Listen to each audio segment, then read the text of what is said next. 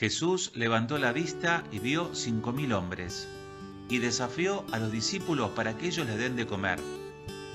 Jesús también hoy, ante una muchedumbre hambrienta, nos desafía a nosotros y nos dice: denles de comer. Te invito a que lo meditemos contemplando la palabra de Dios. Del Evangelio de San Juan, capítulo 6, del 1 al 12. Después de esto, Jesús atravesó el mar de Galilea, llamado Tiberíades. Lo seguía una gran multitud. Al ver los signos que hacía, curando a los enfermos, y Jesús subió a la montaña, se acercó allí con sus discípulos. Se acercaba la Pascua, la fiesta de los judíos.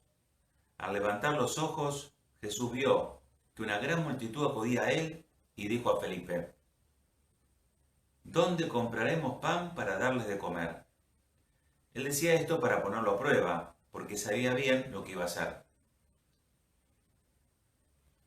Felipe le contestó: 200 denarios nos bastarían para que cada uno pudiera comer un pedazo de pan. Uno de los discípulos, Andrés, el hermano de Simón Pedro, le dijo: aquí hay un niño que tiene 5 panes de cebada y 2 peces. Pero, ¿qué es esto para tanta gente? Jesús le respondió: háganlo sentar. Había allí mucho pasto en ese lugar. Todos se sentaron y era una gran multitud de unos 5.000 hombres. Jesús tomó los panes, dio gracias y los distribuyó a los que estaban sentados. Lo mismo hizo con los pescados, dándoles todo lo que quisieron. Cuando todos quedaron satisfechos, Jesús dijo a sus discípulos: recojan los pedazos que sobran para que no se pierda nada. Los recogieron y llenaron 12 canastas con los pescados que sobraban de los 5 panes de cebada. Al ver el signo que Jesús acababa de hacer, la gente decía: este es verdaderamente el profeta que debía venir al mundo.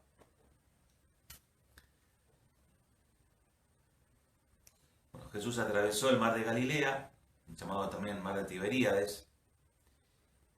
Lo seguía una gran multitud, porque habían visto sus signos. Dice el Evangelio también que se acercaba la Pascua de los judíos.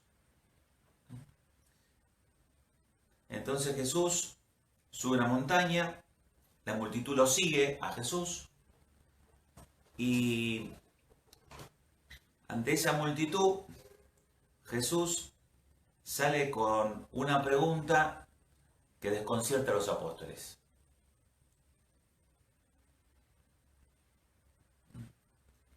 Le dice a Felipe: ¿dónde podremos comprar pan para darles de comer?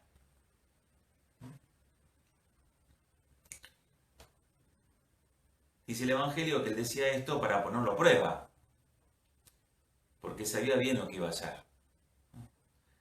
Jesús pone a prueba a Felipe, pidiéndole algo prácticamente imposible: que sacie el hambre de esa multitud. Lo primero que se me viene a la mente es que también Jesús nos pone a prueba a nosotros. Concretamente, mira, te voy a contar una anécdota que me pasó ayer. Similar a lo que el Señor narra en el Evangelio de hoy. Una señora desesperada. Ayer recé la misa por ella y su familia. Esposo, 2 hijos, el esposo sin trabajo, ella sin trabajo. Una situación desesperada,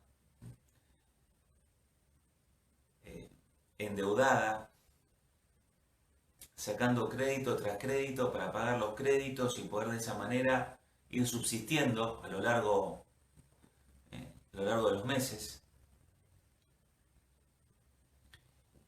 Y me sentí a prueba, ¿sí? Sinceramente yo hoy me sentí a prueba. ¿Y cuál fue la prueba? ¿No? La prueba a la cual me sentí sometido. Realmente, ¿no? Jesús le puede dar de comer a esta gente. ¿Realmente Jesús puede transformar la vida de estas personas? ¿No sería mejor dedicarnos a trabajar, a pensar qué podemos hacer por toda esta gente? De hecho, algo hacemos, ¿verdad? ¿Sí? Se llevó como las 110 familias que acuden todos los meses a la parroquia, se lleva la ayuda de la misma comunidad, ¿no? que atiende en un signo de solidaridad a todas estas familias que la están pasando mal. Pero la pregunta era más profunda. ¿Jesús realmente puede darle de comer? Y nos ponemos a prueba a veces, ¿no? Mira, hace unos años atrás, no voy a olvidar la conversación que tuve con un contador público. Claro, él desde su lugar de contador piensa como contador, obviamente, ¿no? Y este hombre me decía, mira, el problema de la humanidad es un problema, el problema de los bienes de la humanidad, ¿no? Es un problema de distribución. Si vos te pones a fijar, si te pones a analizar un poco la situación del mundo, prácticamente el 70% de la producción de todo el mundo la consume el 30% de la población mundial. Mientras que el otro 20-25% de la producción mundial se tiene que repartir en un 70, en un 65, 85, 75, en fin. Valores así, son realmente desproporcionados. Entonces me decía, el problema es un problema de distribución, ¿no? Tenemos que aprender a distribuir la riqueza. Entonces uno se pregunta, claro, entonces el problema es técnico, no hay un problema técnico. ¿Sí? Hay que hacer una formulita y ver cómo darle de comer a un mundo hambriento. Yo creo que esa es la prueba a la cual nos somete Jesús. Pone a prueba nuestra fe, pone a prueba la capacidad que tiene la fe de transformar el mundo. ¿Y la tentación cuál es? La tentación es decir, bueno, sí, la fe es muy lindo, pero para cuando tengo un rato de tiempo, como una especie de añadido accidental a nuestra vida.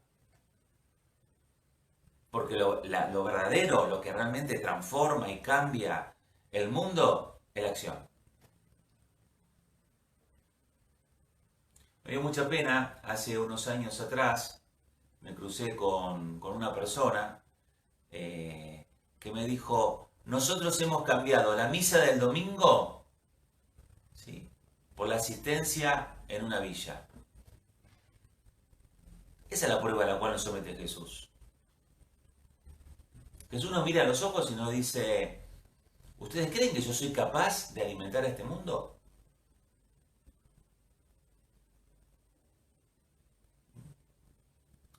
Es una pregunta y una situación que realmente nos pone a prueba. Que realmente nos pone a prueba. Obviamente que la respuesta es que sí. Y vamos a ver por qué.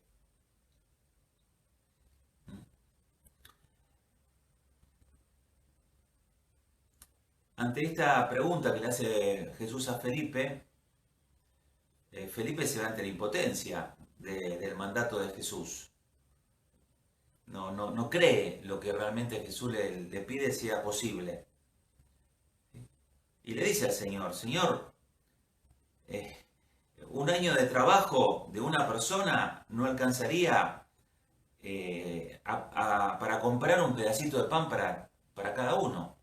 200 denarios, que es el equivalente prácticamente a un año de trabajo de una persona, no sería suficiente como para poder darle de comer un pedacito de pan a cada uno.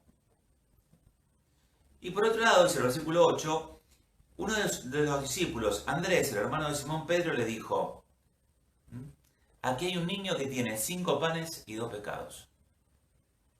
5 más 2, 7. Y la suma no es casualidad, tiene un sentido. Y acá también tenemos dos actitudes que un poco las meditábamos ayer en la misa. La primera actitud, la de Felipe, maldecir la oscuridad. Qué mal que está la situación, esto es imposible, no lo vamos a poder hacer. Lo que nos pide el Señor realmente es absurdo. Maldecir la oscuridad. Por el otro lado, la actitud de Andrés. Iluminar la oscuridad. Felipe, pasivo, pesimista y cómodo. En definitiva, cómodo. Porque es más fácil quedarse sentado criticando lo que pasa que ponerse a buscar una solución.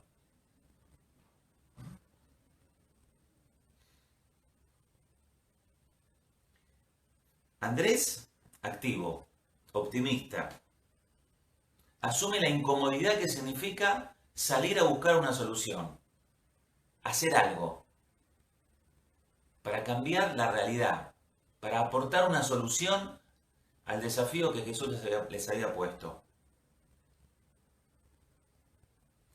Felipe, parte del problema. Andrés, parte de una solución. Es interesante también, esto también el Evangelio por lo menos nos hace pensar. Ante las dificultades de la vida, ante las problemáticas que tenemos, ¿no? ¿Qué actitud asumir? ¿La cómoda actitud de quien maldice la oscuridad o la incómoda actitud de quien trata de iluminarla? Aunque sea encendiendo una pequeña vela en medio de la oscuridad, no importa. Es cierto que a veces los alumnos cuando hablamos sobre el sistema educativo me preguntan, profe, ¿esto se puede cambiar? Y le digo, mirá, sí y no. Si vos te referís al cambio como un cambio estructural, mira, ya hace muchos años que se viene denunciando la crisis que el sistema educativo lleva y no se hace nada, porque seguimos repitiendo los mismos esquemas, las mismas cosas, la misma metodología, etcétera, etcétera. Tal vez ahora con la pandemia haya algún tipo de cambio de paradigma, tal vez, no lo sé. Es una oportunidad. Le digo, en ese sentido no, pero sí lo que vos podés hacer el día de mañana con tus alumnos en tu aula, sí. Y si vos lo cambiás, estás cambiando el mundo. Porque el mundo sos vos. Es decir, ¿qué es el mundo? El mundo es lo que me toca vivir a mí. Es mi contexto. Es lo que me rodea. Si yo logro introducir un cambio ahí, por lo tanto introduzco un cambio en el mundo. Mi mundo es distinto. Mi mundo es un mundo diferente. Es un mundo con luz, no un mundo de oscuridad.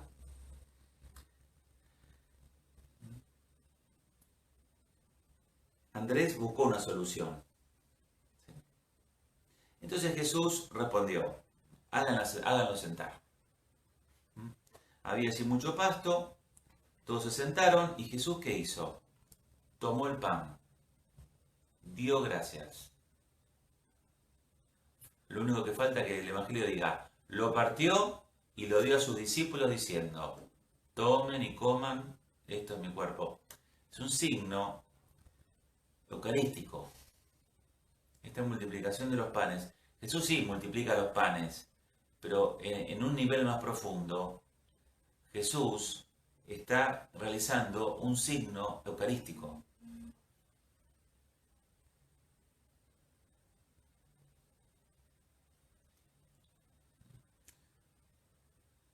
Lo que nos quiere decir Jesús, entonces, lo que nos quiere mostrar el Señor, entonces, ¿no?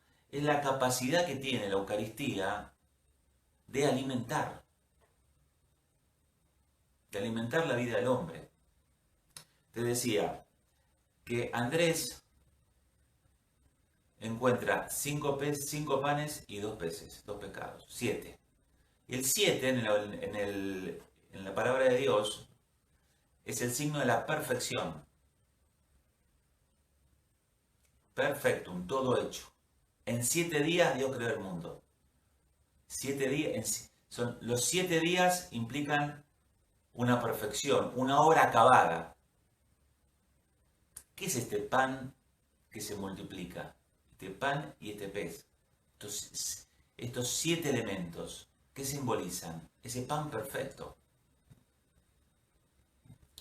Que puede, en primer lugar, alimentar a las personas.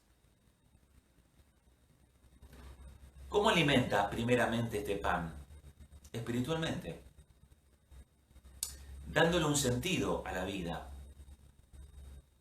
Jesús en la última cena tomó el pan, lo partió, lo dio a sus discípulos y les dijo, hagan esto en memoria mía. ¿Y después qué hizo? Le lavó los pies. Es decir, la entrega de Cristo al Padre. Signo del servicio que él hace. Comulgar, como lo meditábamos el Jueves Santo, comulgar con Cristo es comulgar con la certeza de que la vida solamente adquiere sentido en la entrega, en el amor. La comunión con Cristo le da un sentido a nuestra vida, que es precisamente que la vida se encuentra en la medida que se dona. Y ese sentido espiritual que llena de luz, que llena de gozo también el corazón del hombre, porque hay más alegría en dar que en recibir, luego se traduce, ¿no?, en una vida que se vuelca a los demás. Pero primero es el encuentro con Cristo en la Eucaristía. ¿Qué nos recuerda la Eucaristía de cada domingo? Que la vida está hecha para ser entregada. Y que de la misma manera que el pan y el vino se transforman en el cuerpo y la sangre de Cristo, también nuestra vida tiene que ir convirtiéndose cada día. Entonces, sobre estos dos parámetros, la vida como servicio y por el otro lado, la necesidad que yo tengo constante de conversión, esto se traduce después en un estilo de vida nuevo, distinto. Es un volcarse a la gente que vos tenés que servir, no servirte. Como hacen tantas personas, como hacen tantísimos políticos, no digo todos, pero montones de políticos. Se sirven, se llenan de la boca de palabras de servicio, pero se sirven del lugar que tienen. Así como también se puede servir, ¿sí?, cualquiera en cualquier lugar y situación que se encuentre. ¿Sí? El médico, el profesional, incluso hasta los sacerdotes. Podemos servirnos de lo que hacemos y no servir a los otros. Pero si no hay esta transformación del corazón, de lo que significa comulgar, de lo que significa este pan pleno, que alimenta nuestro corazón, nuestra alma y que transforma nuestra mentalidad, que se traduce en última instancia en un cambio de vida, no hay posibilidad de cambio. No hay posibilidad de cambio. El problema no es técnico, ¿no? Ayer una persona que quiero mucho me decía, un familiar, ¿no? Me decía, no hay valores, Pablo, no hay valores. Digo, es que el problema no son los valores. Estoy cansado de hablar de valores, estoy cansado de escuchar de hablar de valores. Estoy cansado porque es un mero discurso, nada más, un discurso formal que hay que hacer porque, bueno, algo de ética hay que decir en un mundo donde la ética no rige. Pero el problema no son los valores, ¿sí? Porque los valores, ¿no?, son la consecuencia, ¿no?, de una vida cristiana. El problema es que se perdió el fundamento del valor, que es la vida cristiana. Y le empecé a nombrar, ¿no? Le dije, mira, solidaridad, valor cristiano. El poder como servicio, un valor cristiano. La gratitud, un valor cristiano. ¿Sí? La caridad, un valor cristiano. Ahora, si se pierde Cristo, ¿cómo se sostienen esos valores? Se caen. ¿Sí? Pero ante la realidad que te interpela, ¿sí?, de una mujer que te llora, de lo más profundo de su corazón, ¿sí?, y que te dice, Padre, tampoco tengo a nadie a quien decirle toda esta angustia que llevo. Claro, Jesús te pone a prueba y te dice, ¿vos creés que realmente soy capaz de transformar esta situación? de transformar el mundo.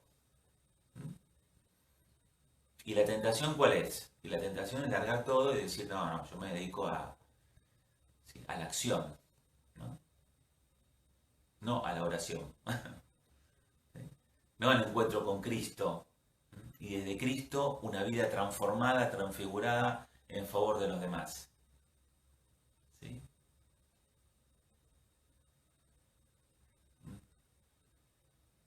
Me contaban también de una, por ejemplo, de una doctora, ¿sí?, que también atendía pacientes muy humildes, de una obra social, de gente realmente que vivía al día.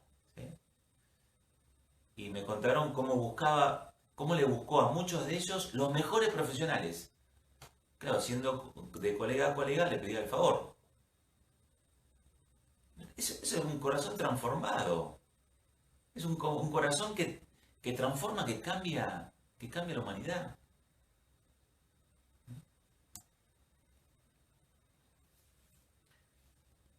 Jesús nos pone a prueba.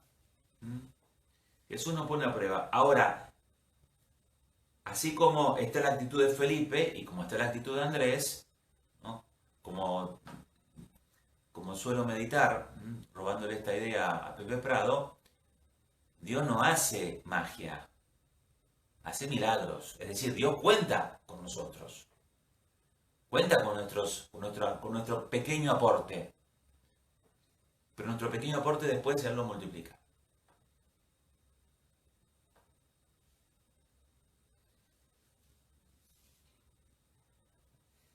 El versículo 12 dice, cuando todos quedaron satisfechos, a mí también me tocó del corazón esto, todos quedaron satisfechos. La Eucaristía tiene esta fuerza de transformar la propia vida y desde la propia vida transformar nuestro contexto, nuestro entorno. O como decía San José María, decía, esta época son crisis de santos.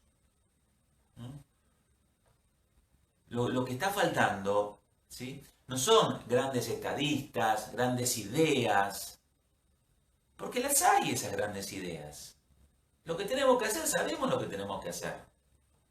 Tampoco es tan difícil, no se requiere una mente superior. Y si se requiere, se la subo. Y están los premios Nobel con grandes sabios y científicos en todas las áreas. Lo que se requiere es un corazón nuevo, de un hombre transformado y asistido por el Señor, por el Espíritu Santo. Y de esa manera vamos a quedar todos satisfechos. Porque Cristo tiene esta capacidad de satisfacer, de llenar nuestro corazón y el corazón de los demás y transformar el mundo.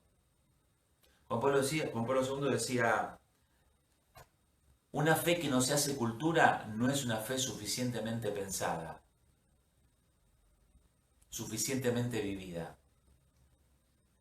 Claro que está también la tentación de terminar reduciendo la fe a una especie de pietismo intimista, una especie de sentirme bien en una especie de espiritualidad, ¿no?, emocional y nada más. Sí, está esa tentación, ese peligro. ¿Sí? Pero es una tentación, es un peligro. La fe al mismo tiempo que satisface lo que nuestro corazón busca, nos transforma y transforma la sociedad, el mundo. Por eso tiene la capacidad de dejarnos satisfechos. Dice también que sobraron 12 canastas. ¿Sí? 12 también, las 12 tribus de Israel. Es un pan que tiene la capacidad de alimentar a todo el mundo.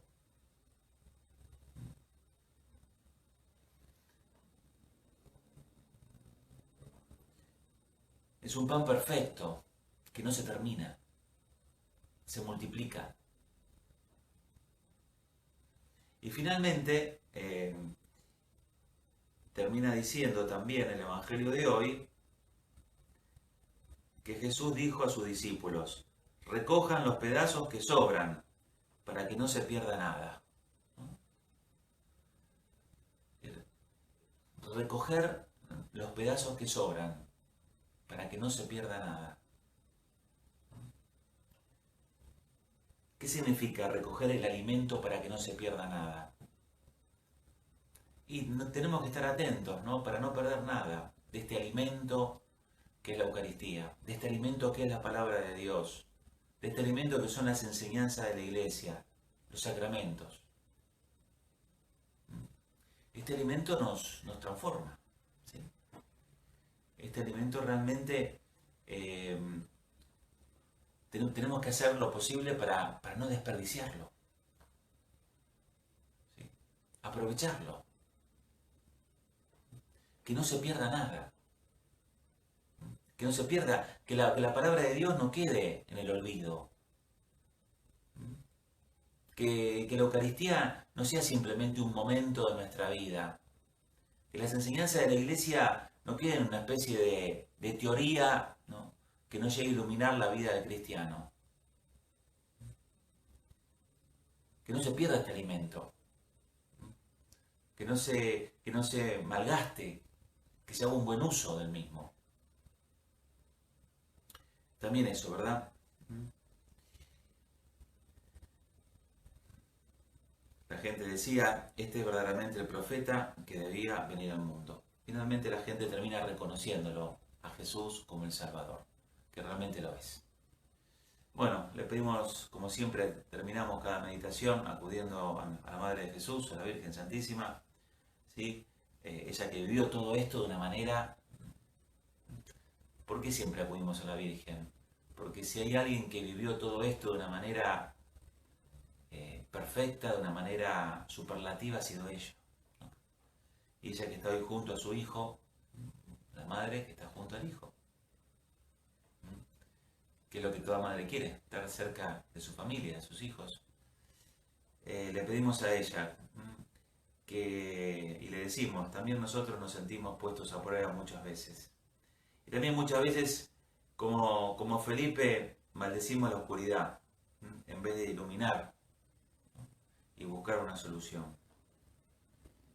Que ella entonces nos ayude a entender y a vivir una vida transformada, transfigurada, desde este pan, que tiene esta capacidad, no solamente de transformar la propia vida, sino de transformar la vida de los demás, que es